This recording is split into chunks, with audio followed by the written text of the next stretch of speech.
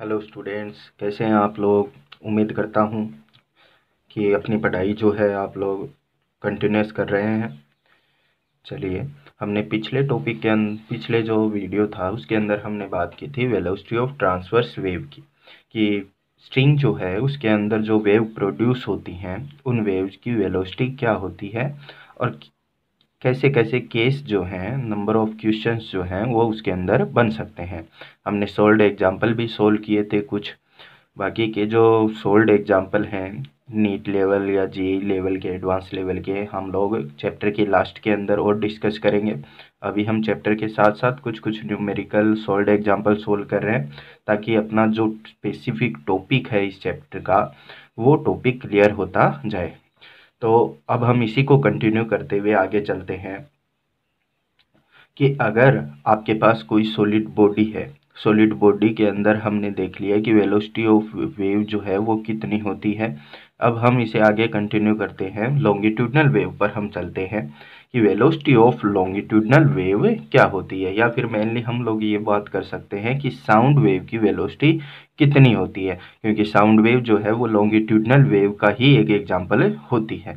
तो चलिए शुरू करते हैं। velocity of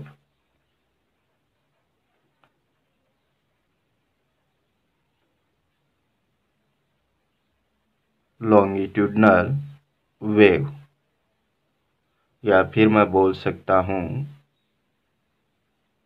sound wave, velocity of sound wave. Longitudinal wave का ही एक एग्जांपल हमारे पास है साउंड वेव। तो साउंड वेव की वेलोसिटी या लॉन्गिट्यूडनल वेव की वेलोसिटी के बारे में हम यहाँ पर डिस्कशन करते हैं। तो कोई भी इलास्टिक मीडियम है, उस इलास्टिक मीडियम के अंदर जो वेलोसिटी ऑफ साउंड है, वेलोसिटी ऑफ साउंड को हम एक कॉमन फॉर्मूले से देखते हैं कि velocity of sound is equal to होता है under root E upon rho. E जो है वो अपने पास होती है इलास्टिसिटी ऑफ मीडियम। जो भी मीडियम है आपके पास, सॉलिड, लिक्विड और गैस, उस मीडियम की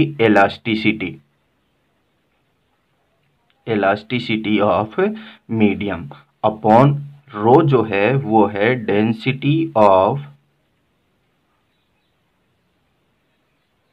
मीडियम, डेंसिटी ऑफ मीडियम, यानी E elasticity of medium, rho density of medium.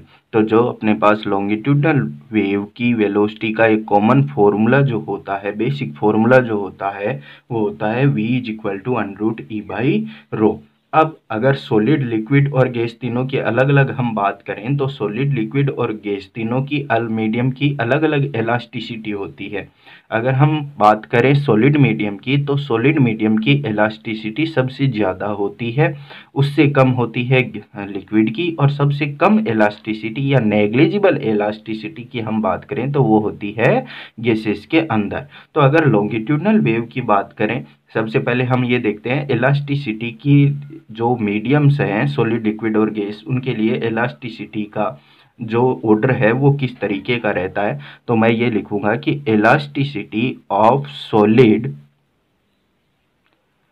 is greater than elasticity of liquid medium is greater than elasticity of gaseous medium।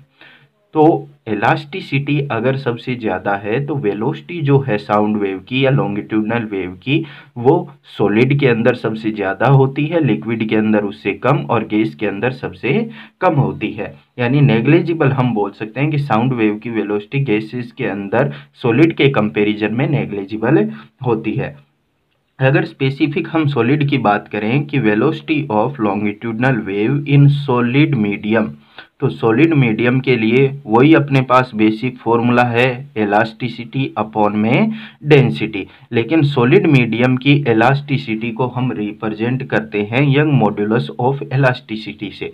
तो solid medium जो है उसके लिए elasticity को represent किया जाएगा यंग मॉड्यूलस ऑफ इलास्टिसिटी से, अपॉन में रो होगी आपके पास उसकी डेंसिटी। तो सॉलिड अगर मीडियम है तो सॉलिड मीडियम के लिए जो वेलोसिटी ऑफ लॉन्गिट्यूडनल वेव है वो होती है under Y upon rho. Y जो है वो होता है Young modulus of elasticity, Young modulus of elasticity। अगर हम सॉलिड की बात करें तो, अगर हम लिक्विड की बात करें कि लिक्विड मीडियम के अंदर वेलोसिटी ऑफ साउंड वेव और वेलोसिटी ऑफ लॉन्गिट्यूडनल वेव कितनी होगी, तो वही अपने पास basic formula E upon rho. E जो इलास्टिसिटी है लिक्विड मीडियम के लिए, लिक्विड मीडियम के अंदर इलास्टिसिटी को हम डिनोट करते हैं बी से, यानी बी मॉड्यूलस होता है, उसी के बेसिस पर हम इलास्टिसिटी को डिफाइन करते हैं। तो बी अपॉन में रो, बी जो है वो बोला जाता है bulk modulus, bulk modulus of elasticity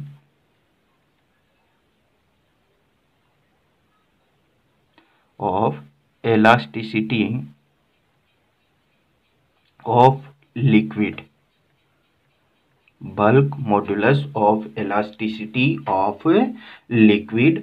और मैं ये भी बोल सकता हूँ कि अगर हम बात करें गैसियस मीडियम की, तो गैसियस मीडियम के लिए अगर हम वैल्यू लिखें वी गैस की, तो इज इक्वल टू वही ई अपॉन में रो, और इसके लिए भी हम लिखेंगे बी अपॉन रो, क्योंकि गैसेस के लिए भी जो इलास्टिसिटी है वो बल्क मॉड्यूलस से ही डिफाइन की जाती है। तो यहाँ पर जो बी है इसको मैं लिख सकता हूँ bulk modulus of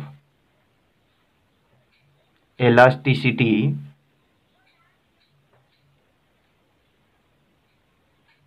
of gaseous medium, of gaseous medium. अब हमने तीनों के अंदर देखा था कि इलास्टिसिटी किसकी ज़्यादा होती है, सबसे ज़्यादा सॉलिड की, और सबसे कम इलास्टिसिटी होती है गैसियस मीडियम की।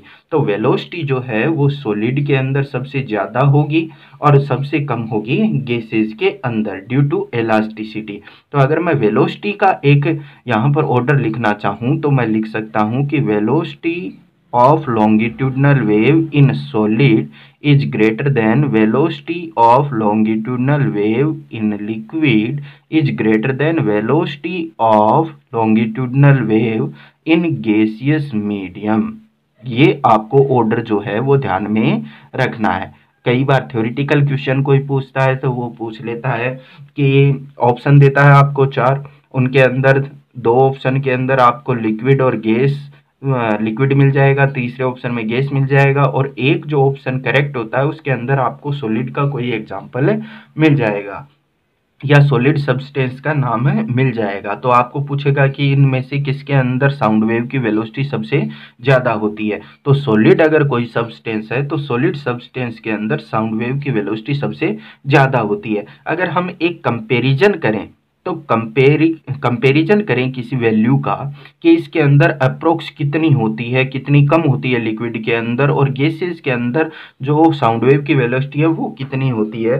तो अगर मैं एक एग्जांपल के तौर पर इसे देखूं तो सॉलिड के अंदर जो साउंड वेव की वेलोसिटी होती है वो अप्रोक्स होती है 5000 मीटर पर सेकेंड। लिक्विड के अंदर जो वेलोसिटी होती है लॉन्गिट्यूडनल वेव और साउंड वेव की वो होती है अप्रोक्स 1500 मीटर पर सेकेंड, और गैसेस के अंदर जो वेलोसिटी होती है लॉन्गिट्यूडनल वेव और साउंड वेव की वो होती है 330 मीटर पर सेकेंड। ये एग्जैक्ट वैल्यू मैं नहीं लिख रहा हूँ, ये अप्रोक्स आपको आइडिया दे रहा हूँ कि जो डिफरेंस होता है सॉलिड और लिक्विड की वेलोसिटी में वो कितना होता है। लिक्विड और गैस का कंपैरिजन करें तो इनमें कितना होता है, और सॉलिड और गैस का कंपैरिजन करें तो गैस के कंपेयर में सॉलिड में कितने टाइम्स मोर वेलोसिटी होती है। तो इससे हमें ये पता चलता है कि सबसे ज़्यादा इलास्टिक जो होता है उसके अंदर वेलोसिटी ऑफ लॉन्गिट्यूडनल वेव सबसे ज़्यादा होती है, और जो सबसे कम इलास्टिक होता है उसके अंदर वेलोसिटी ऑफ लॉन्गिट्यूडनल वेव और साउंड वेव उतनी ही कम होती है। अगर हम एक्सटेंडेड सॉलिड की बात करें, एक्सटेंडेड सॉलिड का मतलब है जैसे हम अर्थ की क्रस्ट की बात करें तो उसके अंदर जो वेलोसिटी की वैल्यू है वहाँ पर कुछ डिफरेंस प्रोड्यूस हो जाता है। कैसे कि वहाँ पर हम जो एलास्टिसिटी है उसको दो पार्ट्स के अंदर डिवाइड करते हैं। क्यों? अर्थ का जो क्रस्ट है वो कुछ सॉलिड भी है और कुछ लिक्विड के अंदर भी है। तो वहाँ पर एलास्टिसिटी की वैल्यू जो है, प्रॉपर एलास्टिसिटी की वैल्यू जो है, ई की वैल्यू, वो हम दो का सम लिखते हैं क्योंकि वहाँ पर लिक्विड भी है और वहाँ पर सॉलिड भी है। तो हम बात कर लेंगे बी प्लस 4/3 ईटा, बी प्लस 4/3 ईटा। बी जो है वो किसकी वजह से आता है? बी आता है लिक्विड की वजह से, बल्क मॉड्यूलस ऑफ या बल्क मॉड्यूलस ऑफ लिक्विड जो अर्थ की क्रस्ट के अंदर होते हैं वो। ईटा जो यहां पर होता है, ईटा होता है modulus of rigidity, modulus of rigidity. इन दोनों को मिलाकर ही एलास्टिसिटी अर्थ की क्रस्ट की हम डिफाइन कर सकते हैं। अगर हम वैल्यू देखना चाहें तो वैल्यू हम अगर देखना चाहें, velocity of longitudinal wave in earth crust is equal to होती है अंडर रूट इलास्टिसिटी की value B plus 4/3 eta upon में अपने पास क्या था? Density, rho density. तो अर्थ की क्रस्ट के अंदर जो वेलोसिटी की वैल्यू है वो अपने पास ये मिलती है। ये मैं लिख सकता हूं, velocity of sound wave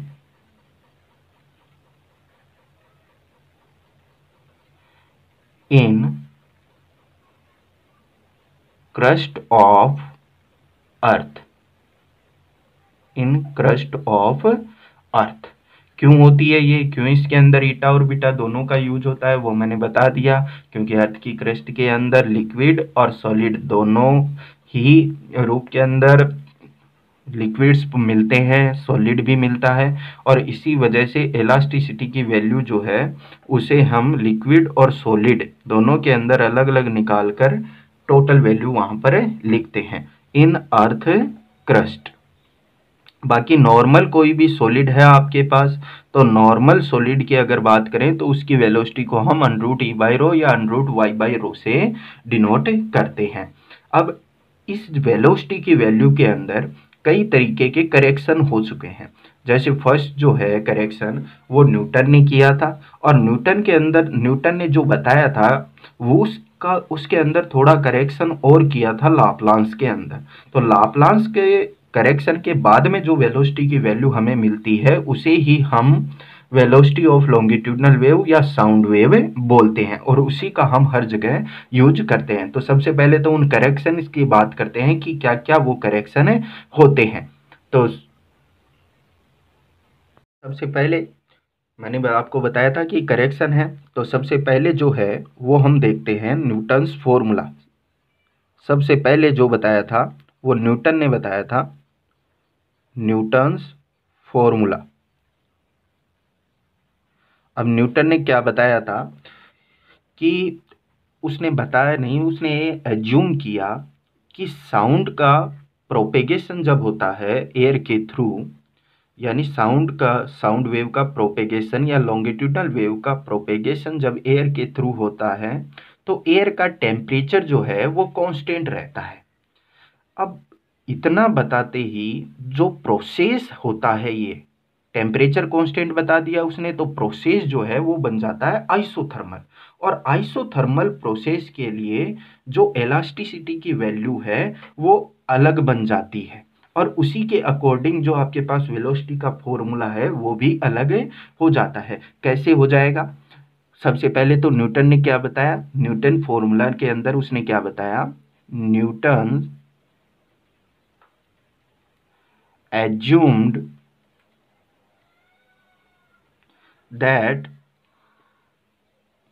when sound or longitudinal wave, when sound wave or longitudinal wave propagates through air,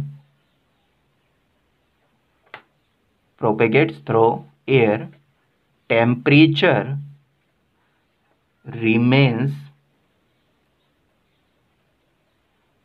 constant, temperature remains constant. अब उसका तो बताना हुआ कि टेम्परेचर कांस्टेंट रहता है, उसने एज्यूम करके बताई ये बात।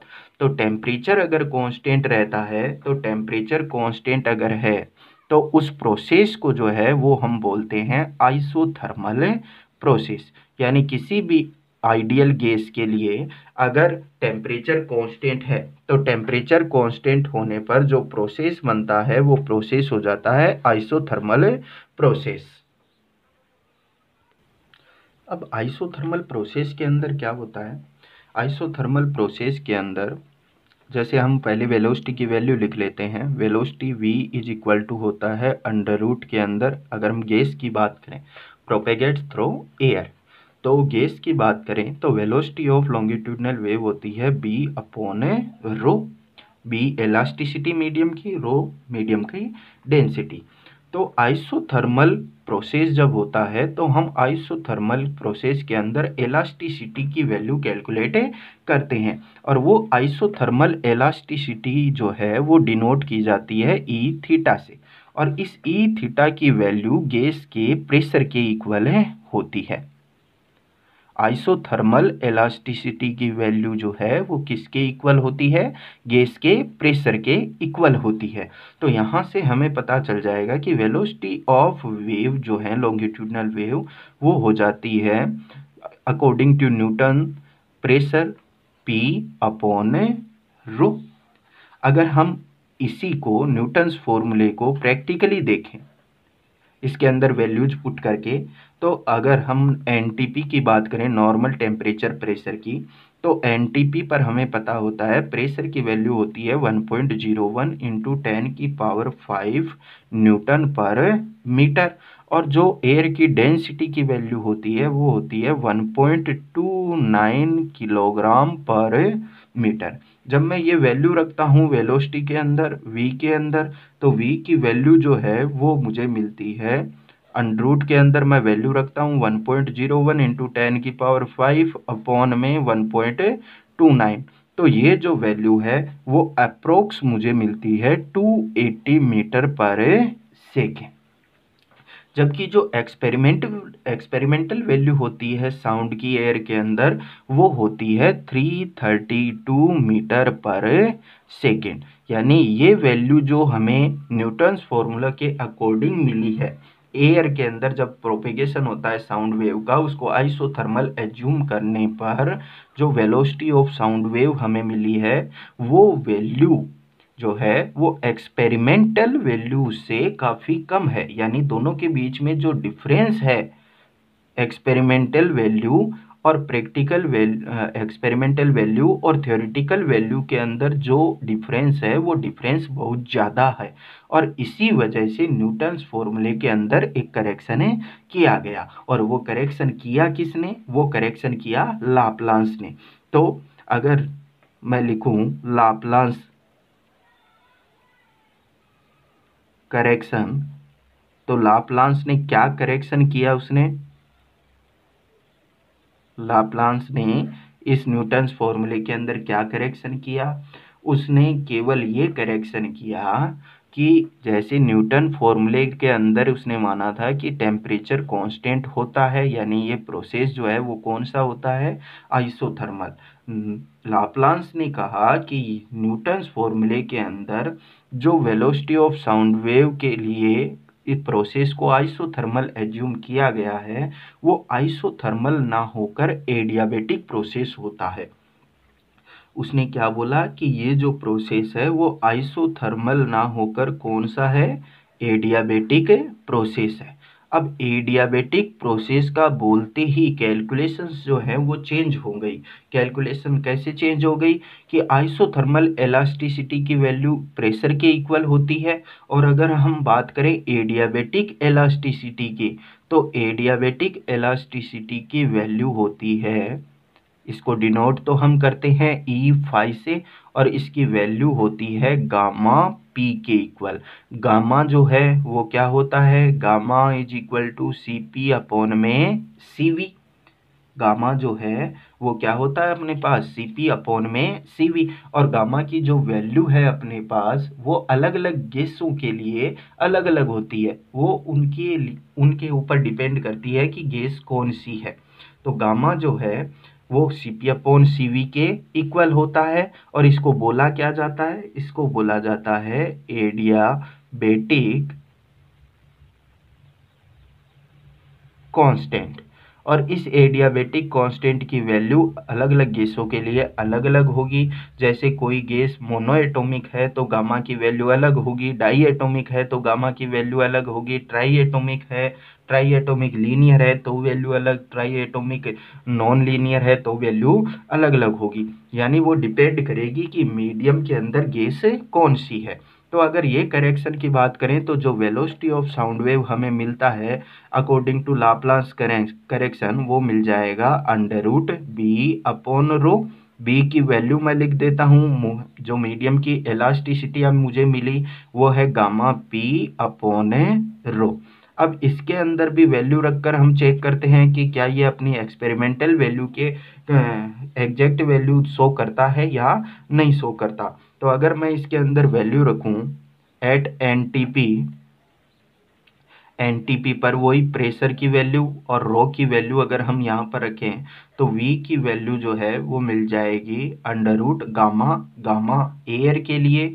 तो एयर का जो गामा है, एयर को जो है वो कौन सी मोनो एटॉमिक माना गया है या डाई एटॉमिक या ट्राई एटॉमिक, उसके अकॉर्डिंग हम गामा की वैल्यू रखेंगे। तो गामा को क्या एज्यूम किया गया है, गामा को एज्यूम किया गया है डाई एटॉमिक, क्योंकि उसके अंदर मेनली जो गैस होती है वो मेनली गैस डाई एटॉमिक होती है। तो गामा की जो वैल्यू है वो हम कितनी काम में लेंगे, 1.41 for diatomic gas into में प्रेशर, एनटीपी पर प्रेशर होता है 1.01 इंटू 10⁵ अपॉन में रो की वैल्यू जो एयर की डेंसिटी है वो है 1.29। जब इसको हम सोल्व करते हैं तो ये जो वैल्यू हमें मिलती है वो अप्रोक्स वैल्यू मिलती है 332 मीटर पर सेकेंड, जो अपनी एक्सपेरिमेंटल वैल्यू के सेम है। इसीलिए एयर के अंदर या गैसेस के अंदर जब लॉन्गिट्यूडनल वेव की वेलोसिटी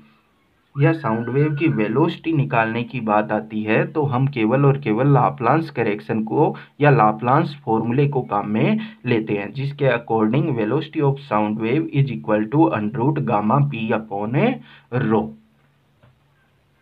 अब अगर हम यहाँ पर साउंड वेव की वेलोसिटी और गैस के लिए जो root mean square RMS velocity होती है उन दोनों के अंदर रिलेशन लिखना चाहें तो रिलेशन क्या हो जाएगा, बहुत ही सिंपल सा रिलेशन बनेगा अपने पास।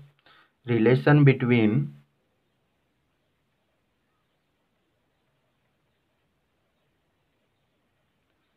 We R M S and V S velocity of sound. अगर आपको वी आर एम एस और वेलोसिटी ऑफ साउंड के अंदर रिलेशन है देखना है तो दोनों की वैल्यू देखते हैं। वी आर एम एस की जो वैल्यू है वो अपने पास होती है √3RT/m। और अगर वेलोसिटी ऑफ साउंड वेव की बात करेंगे तो कौन सी हम काम में लेंगे, जो लाप्लास के करेक्शन के बाद में मिली है, √ गामा पी अपॉन में रो। अब इसको जो है वो हमें पी के टर्म में कन्वर्ट करना है तभी हम वैल्यू निकाल सकते हैं। तो अगर इसे हम पी के टर्म में कन्वर्ट करें तो कन्वर्ट करने पर अपने पास वैल्यू या तो हम इसको पी के टर्म में कन्वर्ट कर लें या इसको कन्वर्ट कर लें। तो इसको कन्वर्ट कर लेते हैं, वी आर एम एस को सेम लिखने देते हैं। तो under gamma P upon rho, rho क्या होता है, रो होता है मास अपॉन में वॉल्यूम। तो ये बन गया यहाँ पर PV is equal to 1 mole gas की बात करें तो पीवी इज इक्वल टू होता है RT के, तो गामा RT बाई एम। तो वेलोसिटी ऑफ साउंड है गामा RT बाई एम और VRMS है √3 RT बाई एम। तो दोनों के अंदर अगर हम रिलेशन देखें तो रिलेशन अगर हम लिखेंगे तो मैं लिख दूंगा VRMS अपॉन में velocity of sound is equal to VRMS लिखेंगे तो VRMS है आपके पास √3 RT by capital M upon में VS है आपके पास √ के अंदर gamma RT by capital M.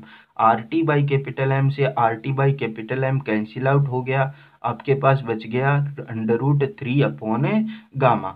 तो VRMS upon VS is equal to √3 upon gamma, यानी रिलेशन आ गया आपके पास VRMS is equal to √3 upon gamma into velocity of sound.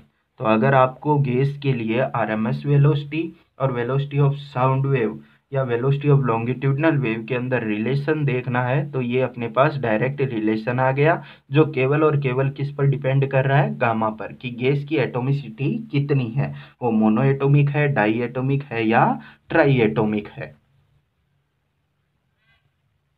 अब नेक्स्ट हम देखते हैं कि लॉन्गिट्यूडनल वेव की वेलोसिटी यानी साउंड वेव की वेलोसिटी को गैसियस मीडियम के अंदर कौन कौन से फैक्टर जो हैं वो इफेक्ट करते हैं। तो factors affecting velocity of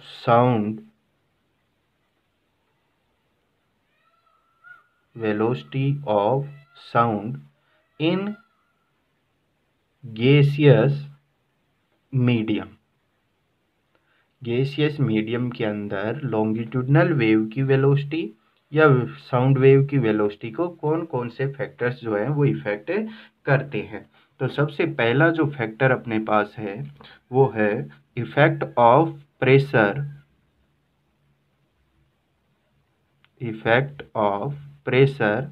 at constant temperature.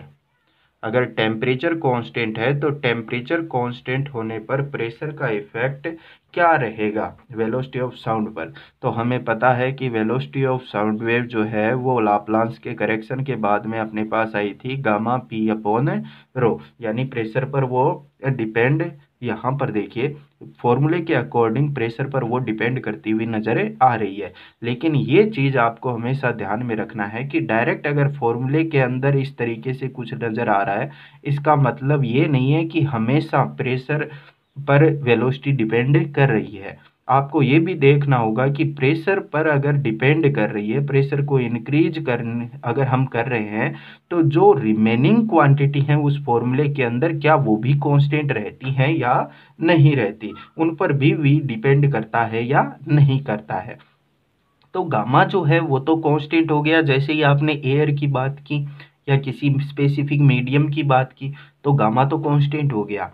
लेकिन रो जो डेंसिटी है वो डेंसिटी क्या प्रेशर पर डिपेंड करती है या नहीं करती, वो हमें चेक करना पड़ेगा। तो हम ये बोलते हैं कि अगर टेम्परेचर कांस्टेंट है, अगर T जो है वो कांस्टेंट है, तो कांस्टेंट टेम्परेचर पर आइडियल गैस इक्वेशन 1 मोल के लिए क्या होती है, PV is equal to RT। T अगर कांस्टेंट हो गया तो P जो है वो इनडायरेक्टली प्रोपोर्शनल हो जाएगा V के। अब V जो है उसकी डेंसिटी पर इफेक्टिवनेस क्या होती है, तो वॉल्यूम जो है वो डेंसिटी के क्या होता है, रेसिप्रोकल। वॉल्यूम जितना ज़्यादा होगा डेंसिटी उतनी ही कम होगी। तो यहाँ पर अगर हम प्रेशर और डेंसिटी का डायरेक्ट रिलेशन लिखना चाहें तो मैं लिख सकता हूँ कि प्रेशर जो है वो वॉल्यूम के इनडायरेक्टली प्रोपोर्शनल, और इनडायरेक्टली प्रोपोर्शनल इसका मतलब रो के भी वो इनडायरेक्टली प्रोपोर्शनल है। तो पी और रो के बीच में क्या रिलेशन मिल गया, पी और रो के बीच में डायरेक्ट रिलेशन मिल गया कि पी और रो जो है वो डायरेक्टली प्रोपोर्शनल है।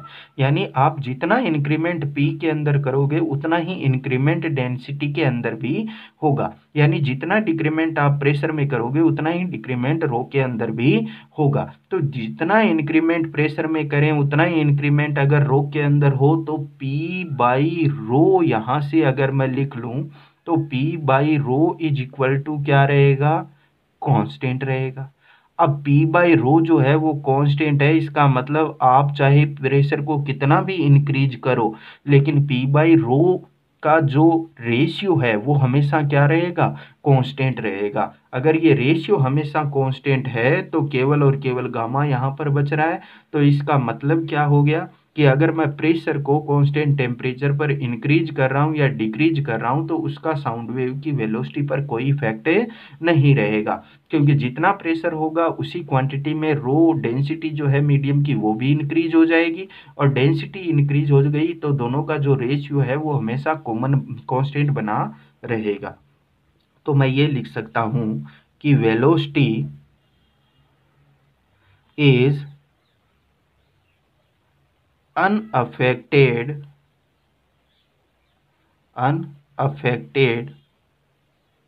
by variation of pressure, या फिर मैं बोल सकता हूं कि प्रेशर पर velocity of sound wave depend नहीं करती। प्रेशर पर जो है वो velocity of sound wave depend नहीं करती। Velocity does not depend on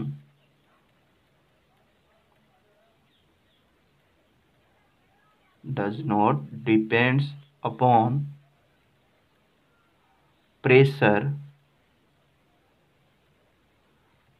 at constant temperature, ये बात आपको हमेशा ध्यान में रखनी है, नॉट डिपेंड्स। ठीक है। सेकंड जो अपने पास है इफेक्ट ऑफ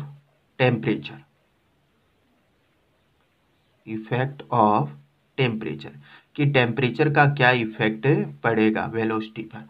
तो v की बात करें तो v इज इक्वल टू होता है अपने पास √ गामा p अपॉन में रो। अब मैं रो को अगर लिख लूँ m बाई वी तो ऊपर बन गया आपके पास पीवी, और 1 मोल गैस की बात करें तो ये बन जाएगा पीवी इज इक्वल टू होता है RT के, तो गामा RT बाई m बन गया आपके पास।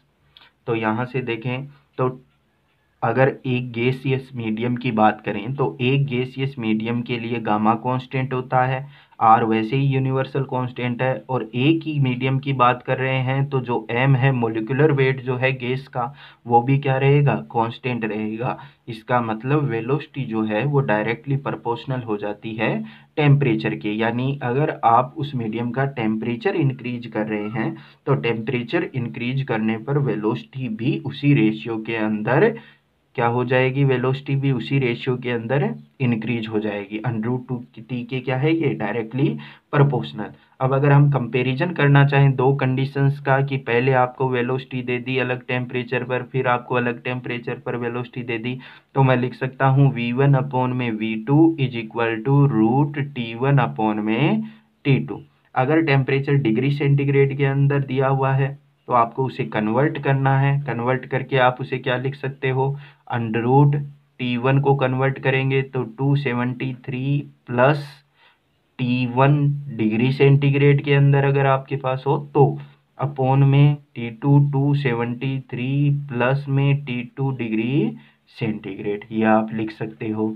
तो अगर कंपैरिजन करना हो आपको तो आपके पास ये इक्वेशन रही, ये फॉर्मूला रहा, इसमें कंपैरिजन से आप देख सकते हो। और मैं ये बोल सकता हूँ कि वेलोसिटी जो है वो टेम्परेचर पर डिपेंड कर रही है, यानी अगर टेम्परेचर में इंक्रीमेंट कर दिया तो वेलोसिटी जो है साउंड वेव की वो वेलोसिटी में भी इंक्रीमेंट होगा, श्योर होगा।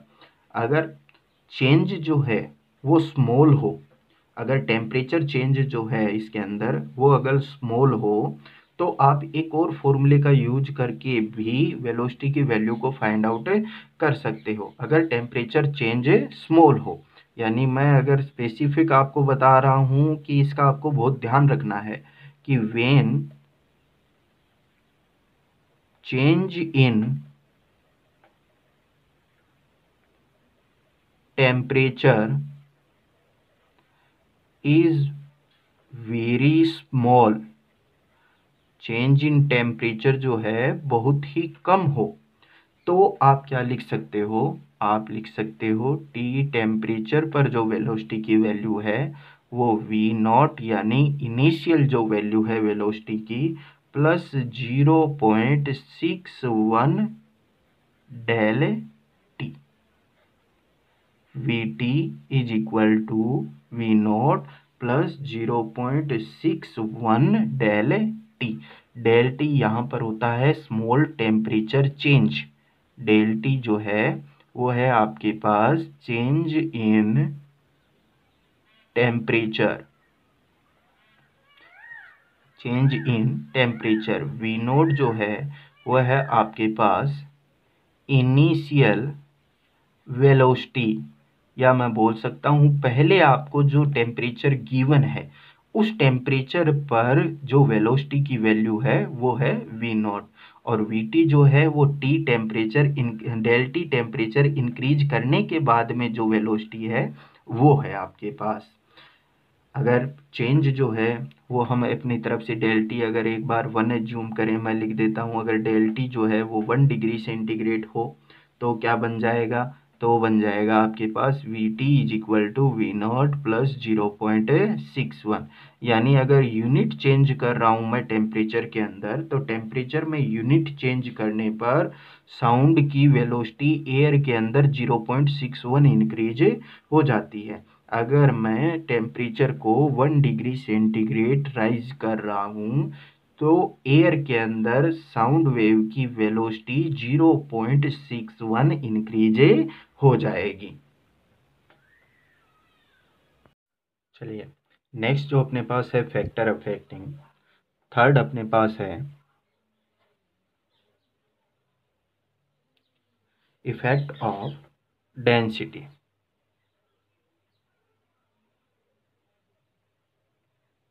इफेक्ट ऑफ डेंसिटी,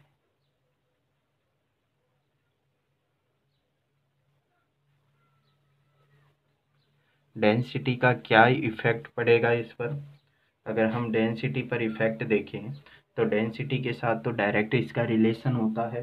क्या रिलेशन होगा, अगर हम वेलोसिटी का फॉर्मूला देखें तो v इज इक्वल टू होता है under root gamma p by rho. अगर गामा और p दोनों कांस्टेंट हो तो वेलोसिटी रो के स्क्वायर रूट के इन्वर्सली प्रोपोर्शनल हो जाएगी, यानी वेलोसिटी जो है वो अंडर रूट रो के क्या हो जाएगी, इन्वर्सली प्रोपोर्शनल हो जाएगी। अब अगर इन्वर्सली प्रोपोर्शनल है ये, तो इन्वर्सली प्रोपोर्शनल का हम रिलेशन भी देख सकते हैं। अगर हमें कंपैरिजन करवाए दो कंडीशंस का, तो दो कंडीशंस में कंपैरिजन हम किस तरीके से लिख सकते हैं, हम लिख सकते हैं v1 upon v2 is equal to under root के अंदर क्या बन जाएगा आपके पास रो2 अपॉन रो1। ये उल्टा है, रो जो है वो इन्वर्सली प्रोपोर्शनल है, तो ये क्या बन गया आपके पास रो2 अपॉन में रो1 बन गया। ये वेलोसिटी का आपके पास रिलेशन आ गया, यानी अगर कंपैरिजन करवाए आपका, तो कंपैरिजन करवाए तो ये आपके पास रिलेशन है। अब नेक्स्ट जो हम देखते हैं इफेक्ट है वो इम्पोर्टेंट इफेक्ट है आपके पास। फोर्थ जो इफेक्ट है वो है effect of humidity. Effect of humidity. अब ह्यूमिडिटी का क्या इफेक्ट पड़ेगा इस पर, तो ह्यूमिडिटी का ऐसे देखेंगे हम लोग कि अगर ह्यूमिडिटी इंक्रीज हो रही है, अगर एयर के अंदर ह्यूमिडिटी इंक्रीज हो रही है तो जो एयर की डेंसिटी है, एयर डेंसिटी जो है वो डिक्रीज होगी। ह्यूमिडिटी अगर इंक्रीज हो रही है तो एयर की डेंसिटी क्या होगी, डिक्रीज होगी। तो हम बोल सकते हैं कि अगर एयर की डेंसिटी डिक्रीज होगी, तो एयर की डेंसिटी अगर डिक्रीज होगी तो वेलोसिटी क्या होगी, इंक्रीज होगी। यानी ह्यूमिडिटी अगर इंक्रीज हो रही है तो वेलोसिटी ऑफ साउंड वेव भी इंक्रीज होगी। अगर ह्यूमिडिटी इंक्रीज हो रही है तो वेलोसिटी जो है साउंड वेव की, वो वेलोसिटी भी क्या होगी, इंक्रीज होगी। अब अगर रेनी सीजन की बात करें हम लोग, तो रेनी सीजन के अंदर ह्यूमिडिटी जो होती है एयर की, वो क्या होती है, ज़्यादा। रेनी सीजन के अंदर जो ह्यूमिडिटी होती है वो ह्यूमिडिटी होती है ज़्यादा, और इसी वजह से साउंड वेव की जो वेलोसिटी होती है, वेलोसिटी ऑफ साउंड की वैल्यू जो है वो भी क्या होगी, ज़्यादा होगी। मोर देन ड्राई एयर, अगर हम कंपैरिजन करें तो मोर देन ड्राई एयर। अगर हम दोनों का कंपैरिजन करके एक रिलेशन लिख लें, मैं लिख देता हूँ कि वेलोसिटी जो है रेनी सीजन के अंदर, velocity of sound in rainy season is greater than velocity of sound in dry air, in dry air. क्यों होता है, रीजन क्या है इसका, रीजन ये है कि जो डेंसिटी होती है किसकी, रेनी सीजन के अंदर एयर की जो डेंसिटी होती है वो कम होती है ड्राई एयर से, और इसी वजह से वेलोसिटी ऑफ साउंड वेव जो है वो रेनी सीजन के अंदर ज़्यादा, ड्राई एयर के अंदर कम होती है। नेक्स्ट जो अपने पास इफेक्ट होता है, फिफ्थ नंबर, इफेक्ट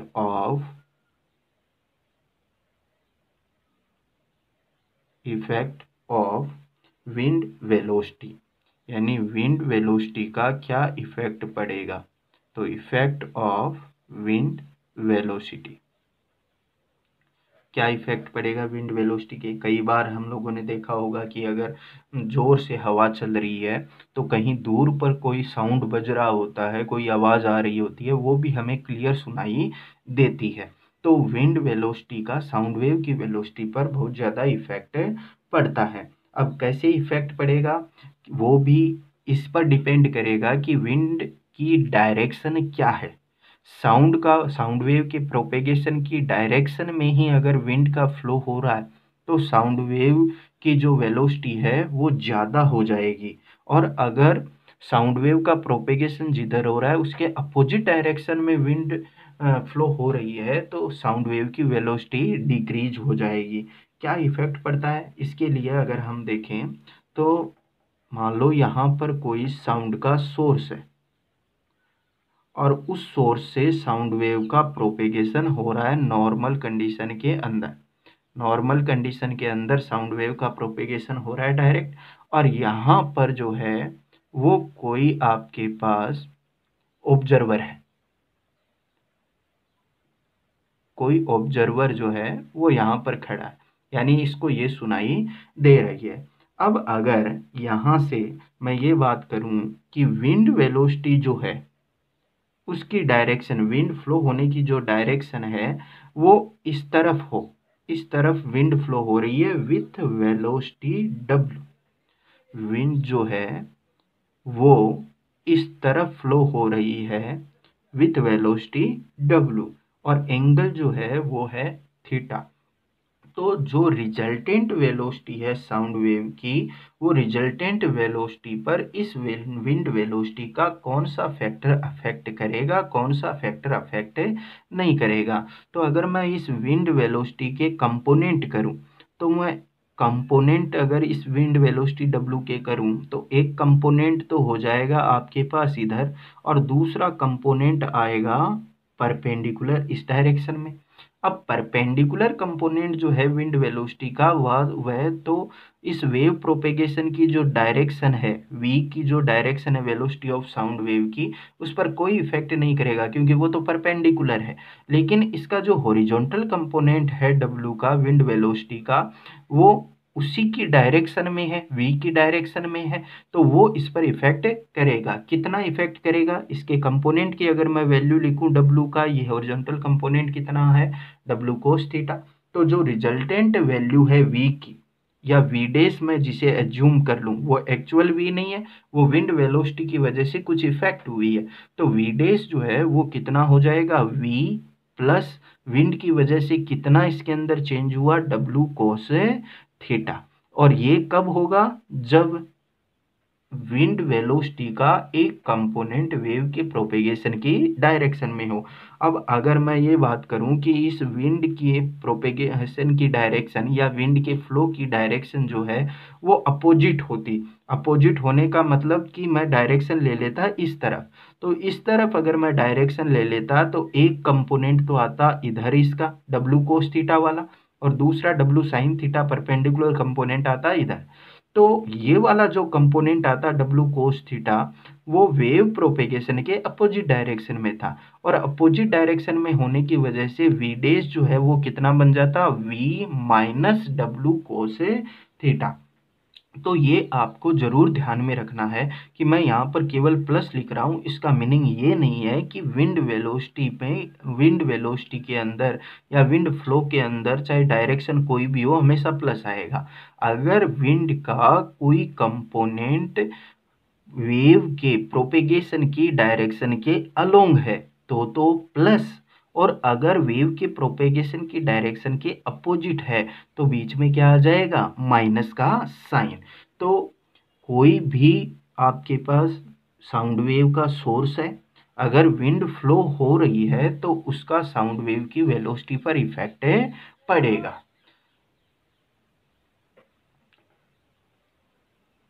अब अगर नेक्स्ट अगर हम देखें, नेक्स्ट अपने पास जो इफेक्ट है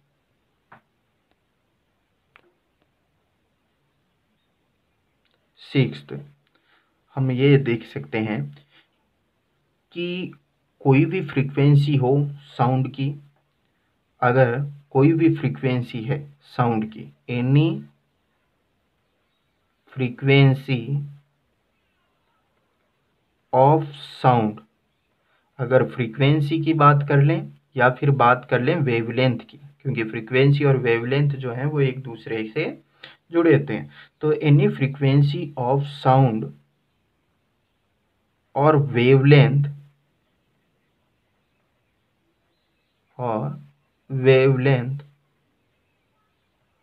of sound travels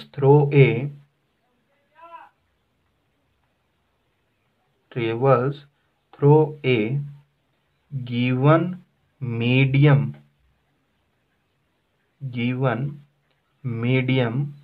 then velocity of sound remains constant। अगर आपके पास साउंड वेव की कोई भी फ्रीक्वेंसी है, कोई भी वेवलेंथ की साउंड वेव है, और अगर वो एक मीडियम के अंदर ट्रेवल कर रही है, तो उस मीडियम के अंदर साउंड वेव की वेलोसिटी जो है वो कांस्टेंट रहेगी या सेम रहेगी, वो चेंज नहीं होगी। और जो कोई भी फैक्टर हैं जैसे फेज हो गई या फिर लाउडनेस, पिच, क्वालिटी, जो भी हैं फीचर, वो साउंड वेलोसिटी को इफेक्ट नहीं करते हैं। केवल इफेक्ट वो करने वाले जो फीचर हैं, सिक्स्थ फीचर जो है वो अपन ने देख लिए कि वो कौन कौन से होते हैं। अगर हम बात करें और ज़्यादा फीचर्स की, तो और ज़्यादा फैक्टर्स जो हैं वो साउंड वेव को इफेक्ट नहीं करते।